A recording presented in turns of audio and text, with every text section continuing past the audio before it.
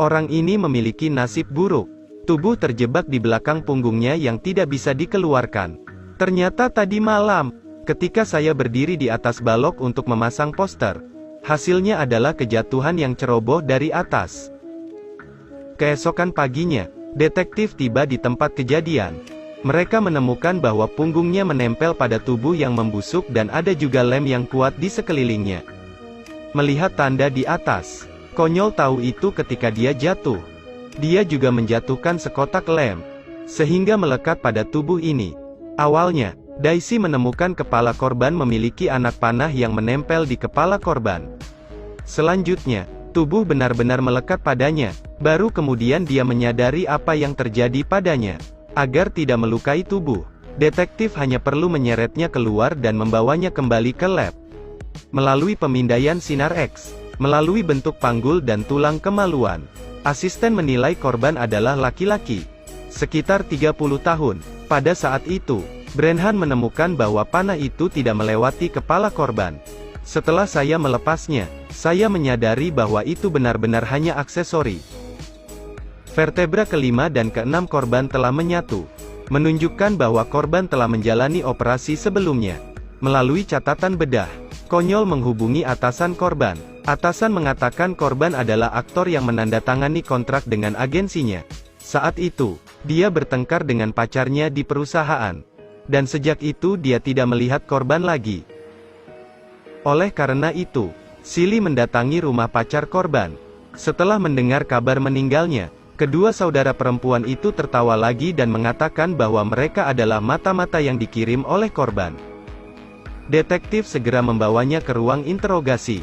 Dari kesaksiannya, mereka mengetahui bahwa korban adalah seorang komedian, bahwa dia sering bercanda dengan mereka.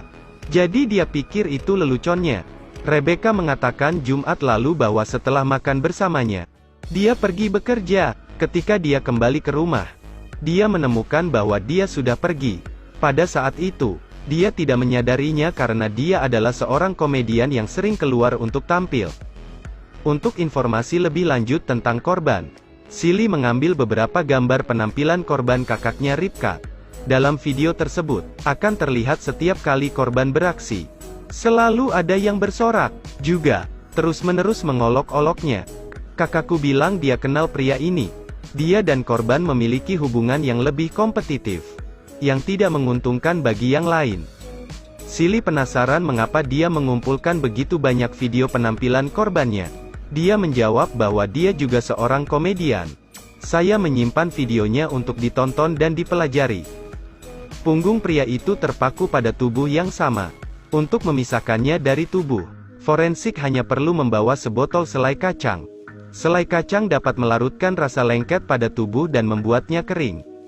Pada malam hari, tubuh perlahan-lahan jatuh.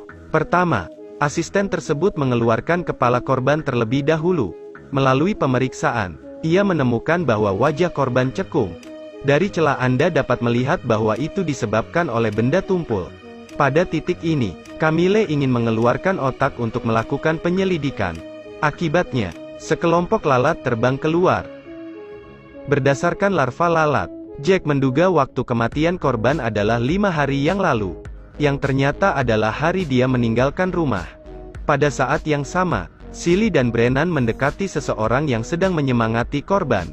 Namun pihak lain mengatakan bahwa dia dan korban memiliki hubungan kerjasama. Dia bertanggung jawab menyebabkan masalah dan korban bertanggung jawab menyebabkan tawa, yang saling menguntungkan.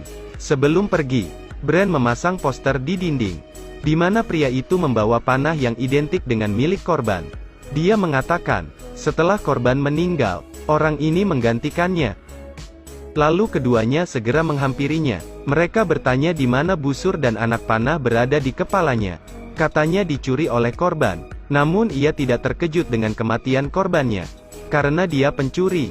Dia tidak hanya mencuri alat peraga, mencuri pacar, tetapi juga mencuri trik orang lain untuk mendapatkan uang.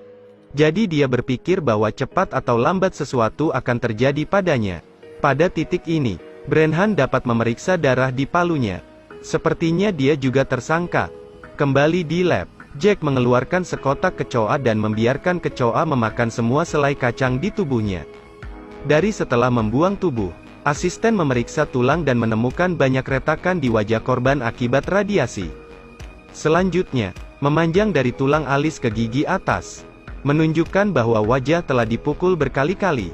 Juga, ada beberapa potongan keramik di mulut.